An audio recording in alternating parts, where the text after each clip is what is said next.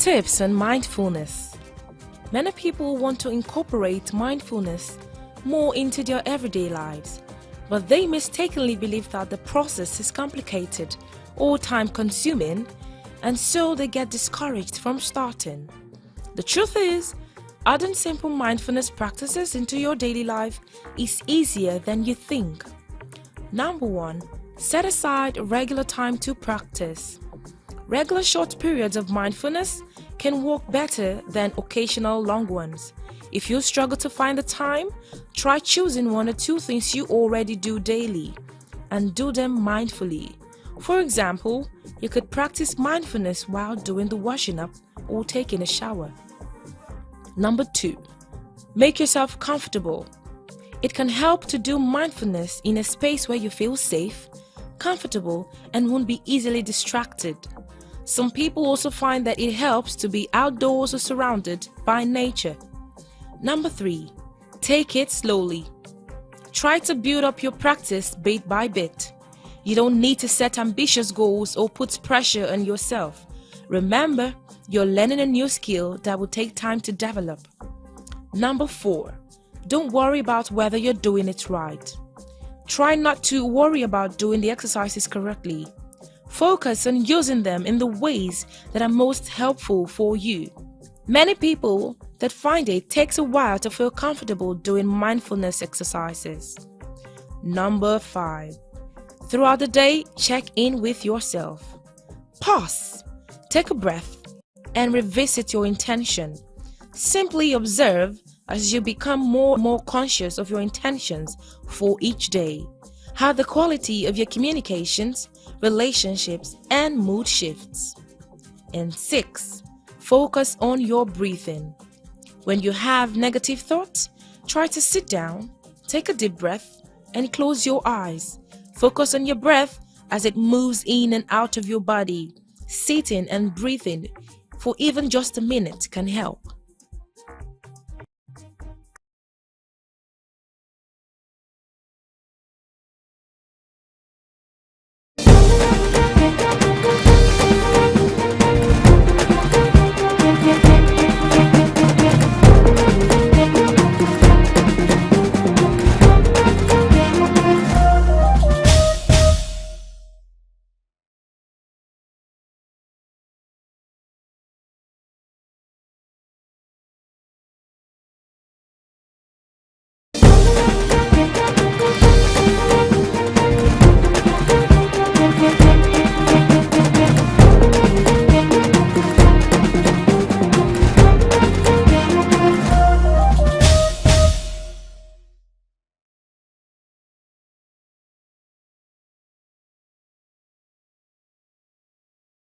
All right, welcome back. Yes, that is a tip for being mindful. Thank you, Shaya, for that one, for holding the fort. Yes, you're welcome to the show again, and we have our guest already about to, get cracking. But first, let me introduce my guest as usual. Her name is Dr. Timi Oyebode. She is the founder of Attitude Development International, and she is a certified counselor, a psychotherapist, and a mediator. She's also an associate of chartered mediators and conciliators. She's also the founding president of African Network of Professional Counselors, and she is a speaker. Good morning, Doctor. Good morning, Susan. Thank you for having me. Thank you. I'm so super excited. All the way from Canada. What time is it right there, right now? It's about 7 a.m. Ooh, Seven. that's pretty very early. Thank you so much for joining in. Thank you much more for having me. So yes, we want your expertise. You chose this topic, the importance of equipping our African counselors. Why did you choose this topic actually? Because about 10 years ago, when I started thinking about equipping counselors and the importance of practical ability to be there for people, I realized there was a gap. Mm-hmm. A gap in which there are people who have the heart to help other people, Mm-hmm. but they don't have the skill. when you do not have a skill, even your desire to help could be misunderstood or be misused. So I took on a passion then with myself, actually, to begin to find out how do I get equipped. So I went on a journey of self-learning, and then found at some point that I wasn't the only one who was looking for this. And that became the drive. Through all is also the place of understanding that every man matters. Whether we are Africans or we are Europeans or we all have mental health, physical health, spiritual health. We all have all those parts of us. The mental, the physical, and the spiritual. That's what makes the total man. And so in a climb where the focus is only on the spiritual man, or a climb where the focus is only on the physical man, you eat balanced diet, you go to your mosque or your church, then the big question is, how do you take care of your soul, your mental health? Okay. And that is actually where all of this started from. Because the desire to equip counselors came from that understanding that as Africans, it's important that we begin to look at our soul, our mind, our mental health. And to do that effectively, we need people who are skilled and equipped. Okay. That's it. Okay, great. So now, before we go for the importance of those equipping, I want to know what are those things that you think African counselors are lacking that they need to have, they need to experience, they need to know, probably by tutelage or by experience, like earlier said. How do you think they need to have this equipping? A very necessary, that is very important. And after that, then we could talk about the importance of why we need to equip our counselors in Africa that way. Oh, okay.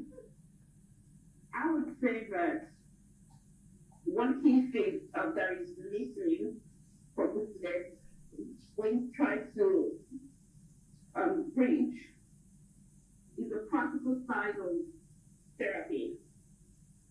Okay, so be mindful that counseling is not so new to us. Even in Africa, several parts of Africa, Nigeria, Ghana, all of it. Many of the schools, for Nigeria, for example, we have people who have been for decades, going into study guidance and counseling in school. So we're not oblivious, or it's not a strange terminology. Okay, but what was missing in many of this time and years is understanding of how the mind actually works in behavioral modification and dealing with various addictions, various problems, marital issues. Not all issues can be resolved by an individual by themselves.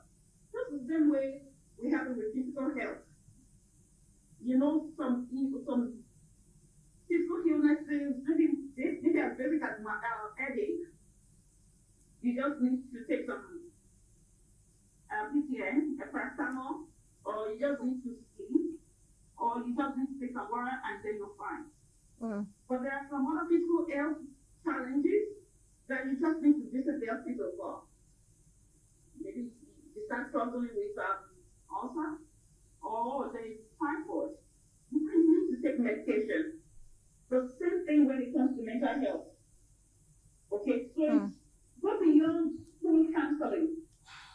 It goes into the nitty-gritty of family life, of sexual relationships, of drug addictions. All of these things are skills counselors need to have. And naturally, if there's anything that we have tried to bridge at the AGI College of Counseling over the years, is that practical exposure. So we have people who come into school that have first degree even in counseling, even second degree sometimes. But they're missing on the practical real life engagement of clients. How do you do this thing? So we know the theory, but how do we put it into practice? How do we get results? And that's one key area that we have been trying to bring. So we do a lot of practical sessions.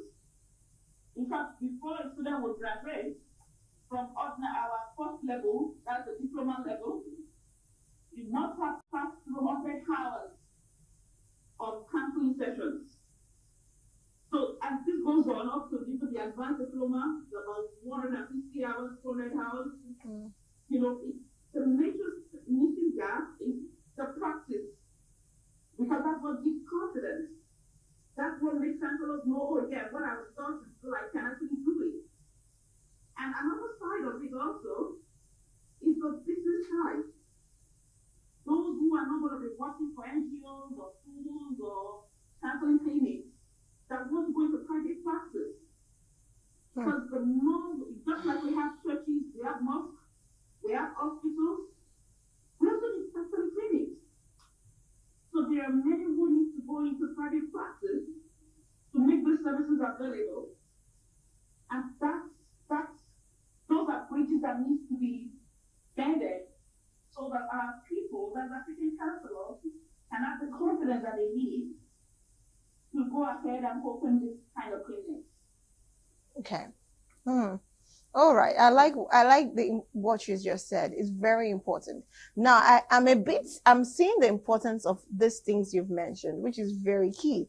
So tell us why you feel these things are important, because trust me, however it plays outside there is different from we Africans, how we deal with things. I feel like we're just the stronger gender, not gender actually. We're the stronger persons. We have a very strong personality. Trust me, we are survivors. There's no way you want to throw an African man. He will survive. Because you will see people who are trying to go to Europe, Italy, Canada, wherever, and they are going to the Mediterranean Sea by a boat. A boat that has no cover, that has nothing. It's just an engine and a wood. And it just shows the level of strength that we have. So why do you think these things that you have mentioned would work for us before we actually go for the importance? Why do you think these things are the major things we need to focus on and it will work for us? Or don't you think we need to study ourselves and understand ourselves and prefer a better solution that will work for our kind? Because trust me, I feel like what the stronger part of the world. I don't know, but that's what I feel. So don't you think there is maybe a better way, another way that this could work for us as Africans, and counselors need to study, do their homework, their assignment, make research and get a conclusion on how to, prefer solutions for us as counselors, basically. Don't you think so? Okay. The reality, like I said earlier, is that man is made up of three: body, spirit, and soul. Whether we're European, or we're African, or we're whatever species that we are, that three is what makes us human. Okay? And so the three needs to be cared for. Okay. The fact that as Africans, for many years, we were oblivious, or we were so fixated on the spiritual part of our humanity, and which of course we see how we're so religious, and we use that as the solution to almost all the problems we have. And then if you go to another time, you see them trying to be inclusive of maybe the mental health part of theirs. Okay. Or maybe they focus more on the mental or the physical part. And then neglect the spiritual. Okay. So what we're saying is that for us as a people, we need to have the totality. So, as like you said, our people are very resilient. We go through stress, we go through hardship, we go through so so many difficult things. But all of these, they attach to what we call transgenerational trauma. Our forefathers and our went through slavery. They learned to survive despite whatever it is. So that is the pattern we are still running. And why many of our systems, even governance, is not working? Because the man needs to heal totally. Every part of us, not just to one area. And so I would say this, the importance of counseling is being able to take care of your mind. The same way you are taking care of your physical body, or you're taking care of your spiritual health, you need to be whole. And as a people, as Africans, we may have this resilience, but the resilience has its limits. Now, talking about bringing it whole, this is why many of us who are probably privileged to study in under maybe the Western world, in studying the Western world, would see that what they would call counseling. Okay. He could bring it back to our time. It may not work effectively. So what do we do? It's pattern what it is to fit our culture and our people. And that's why we keep emphasizing that going for counseling, it helps the mind.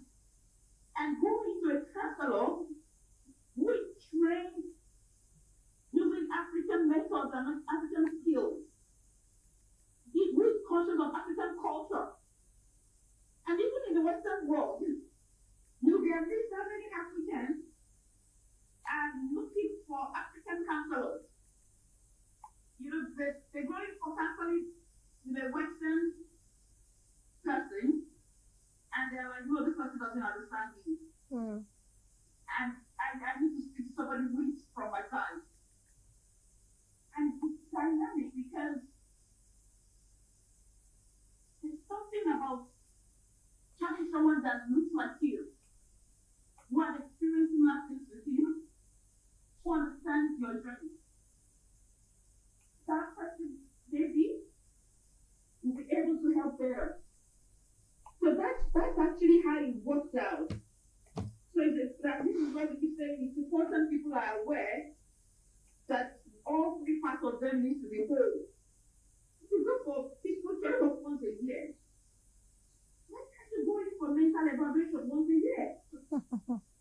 Why do we think counseling is meant for only people who are crazy or people who have serious problems?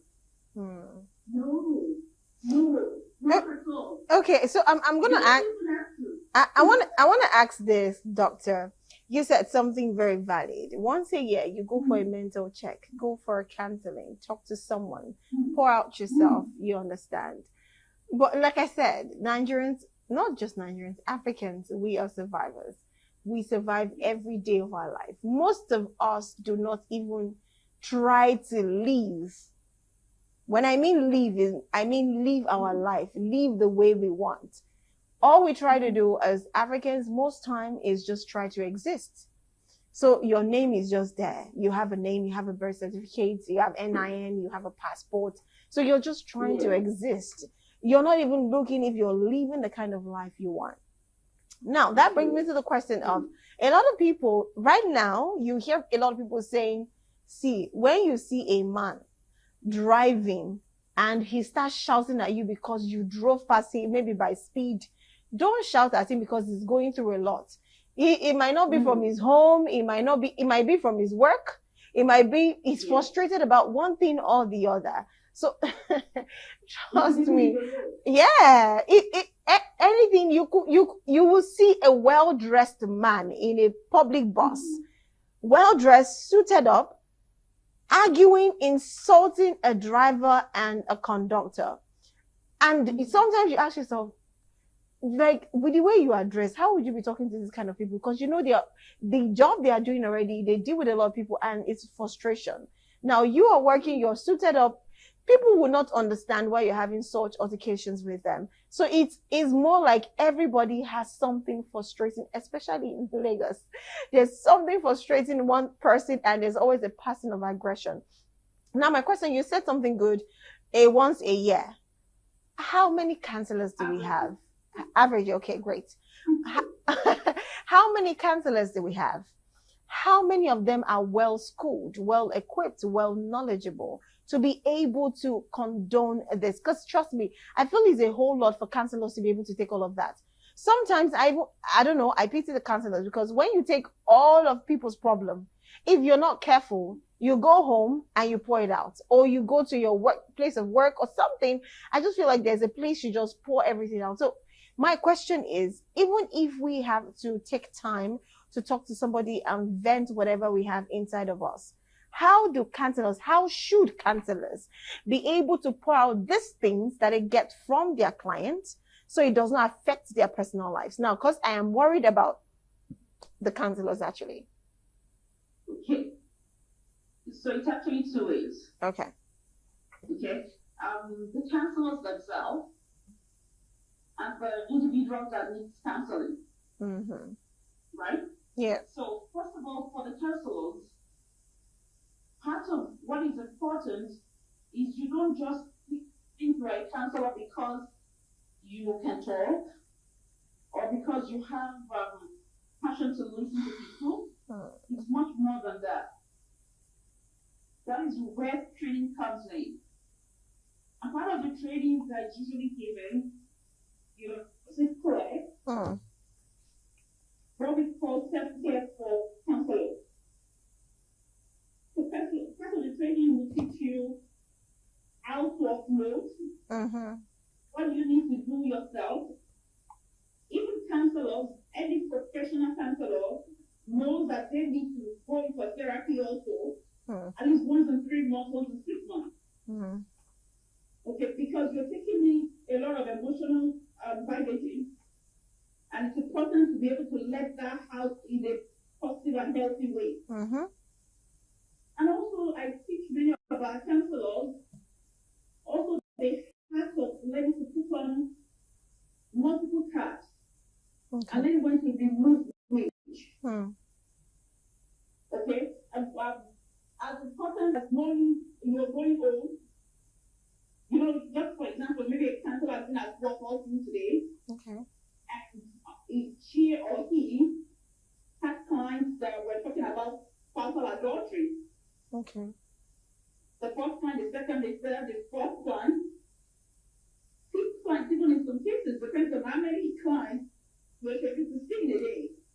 Imagine all 5 people coming in and talking about spousal adultery. It is very normal for this counselor to get home. Yeah.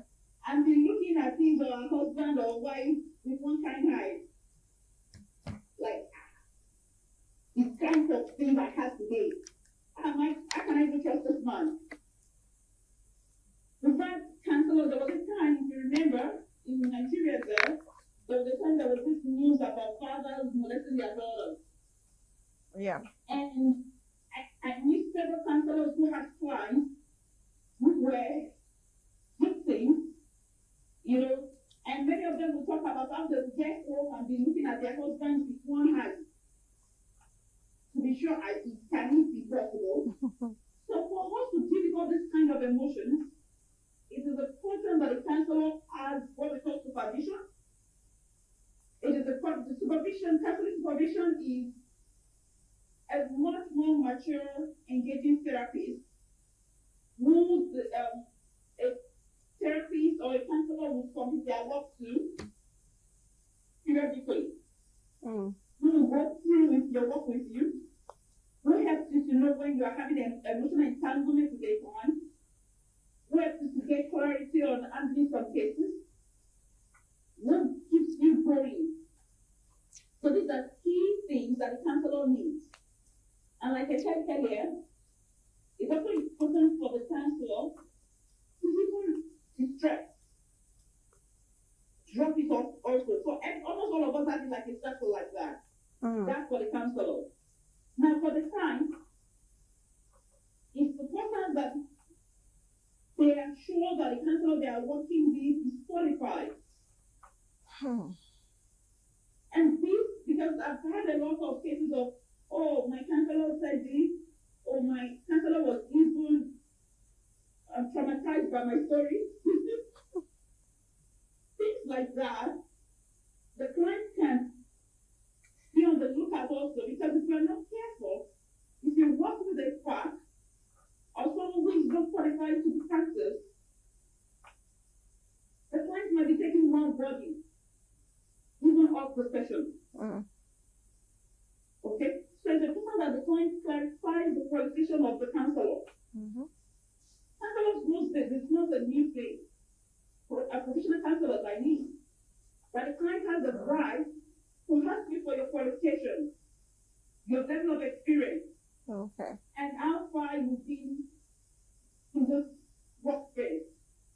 To make it easy, some counselors can put it even maybe on their business card. You can see their qualification there, or you see it in their office once you're coming. Or in case as a client, you're missing a counselor and the person you don't have this detailed information about their qualification, it's the person that you ask them. Right. Do not over. Ask directly. Oh, what's your level of qualification? What's your scope of practice? What counseling theories do you use? You don't need to know all these things. Note it down. When you leave the counselor's office that day, you go make your own research. Okay. Just the same way we do, when you go to a church or you go to an hospital. You want to find out first about the person who's going to take care of you. Is that somewhere you really want to be or not? So I think the same thing is applicable here. Right.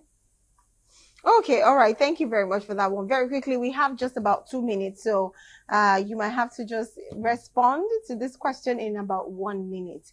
Okay, so my last question is, a lot of our youth, especially in Nigeria, are into drug abuse, usually all we know is the cocaine, Indian hemp, all those other ones, but trust me, there are a lot of pills that even myself can catch up on. So there are a lot of pills. So first question is, why do you think our youth are not diving so much into these things? It's the rate of drug abuse for our youth is alarming, and they are wasting by the day, by the time. I don't know how to put it, but by day, by time, they keep wasting. And these are the future of tomorrow. These are the people you look up to. Like you can't even hear. I barely, people that I know, I barely have heard, oh, we have a party. I'm going for this party. And I'll be like, okay, have you asked them what is available, the food, the drink? And like, yes, this is available, that's available. And there's always a drug available. So it's like, if there's no drug available, people will not even come to your party. So everybody has to be drugged, either by your brownies or by your drink. So there's something wrong, I don't know, with the setting. So why do our young ones always go for this drug? And at the end of the day, how can we really talk to this young one? I believe the way to be too much on counselors, I believe we, our persons, even individuals, can, help out one way or the other by making sure that our youth do not go into drug abuse. So please, in 1 minute, I don't know how you want to do it, maybe magic. How do you think one can go about this, please? Okay, just like we said earlier, that it's important that everyone is aware about the mind. We said Africans are resilient. These drug addiction problems that we see everywhere is one of the signs that tells you we're dealing with transgenerational trauma that begins to play out in different ways. So it's not surprising that we have a generation at hand that is finding a way to deal with their mind problems.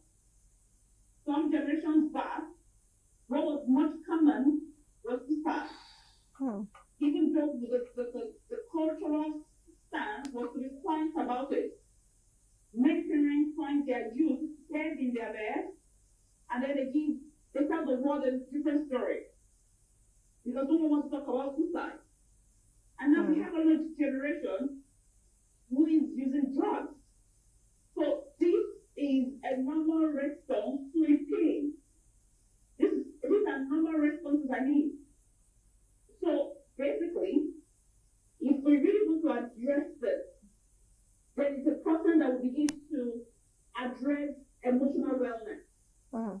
It's a person that will begin to teach our children from elementary school, the importance of mental wellness, emotional wellness, emotional intelligence. All of this would help them so that they get to a point when they are young adults, teenagers, they could fight off some of these vibes that might be coming around them. And overall, in all, it is everyone's responsibility, not just the counselors. It's a responsibility of the parents, of caregivers, of mentors, teachers, and all ends on deck. That's how we can deal with this money called drug addiction. And we all need to have a collective voice to talk about the importance of mental wellness. Because the bottom line for this addiction is wellness. They want to be okay. That's why they go into drugs. They use the drug to deal with and suppress some level of pain. Okay. That they are emotionally going through. Okay. So basically, if we can get every hand on there, Okay. the counselors are not going to feel overwhelmed. Counselors who are not trained in addiction recovery will not go into that space so that they don't get so busy. Yeah. So we have more counselors coming up every day, and this is what we do at AGI College of Counseling. Okay. All right. Counselors for this work. Okay. All right. Thank you very, very much. I'm sorry I have to cut you because our time is already fast spent. But trust me, you did an amazing job by educating us on the importance of equipping our African counselors, and at the same time making us understand that we also have, everyone has a role to play. Does not necessarily mean that you are counseling, but watching out for your neighbor, your brother, your sister, would help a long way. So I really want to appreciate you. Thank you so much, Dr. Timi. It's been an amazing session with you. Thank you. I hope you enjoy the program. Yes, I did. Thank you for having me. Thank you so much for joining me. It's been an amazing one. And all of us from Galaxy TV and my team, we love you and we say thank you. And of course, we will be bringing you back again to talk more about counseling. We need this. We need to educate ourselves, and we need more of counselors, and we need to understand the importance of counseling also. Thank you very much. Thank you much for thank you, everyone. Okay. All right. And that's it from Dr. Timi Oyebade. She did an amazing job trying to educate us why counseling is very important. And at the same time, our worries is how the youth keep getting drugged and trying to live up to a particular standard. I do not know why you have to get drugged to be happy or to forget your worries. Trust me, after that moment, you come back to it, or you never even know where you are. You just find yourself somewhere else that you can't even recollect what has happened or what took you there. So please, let's say no to drug abuse.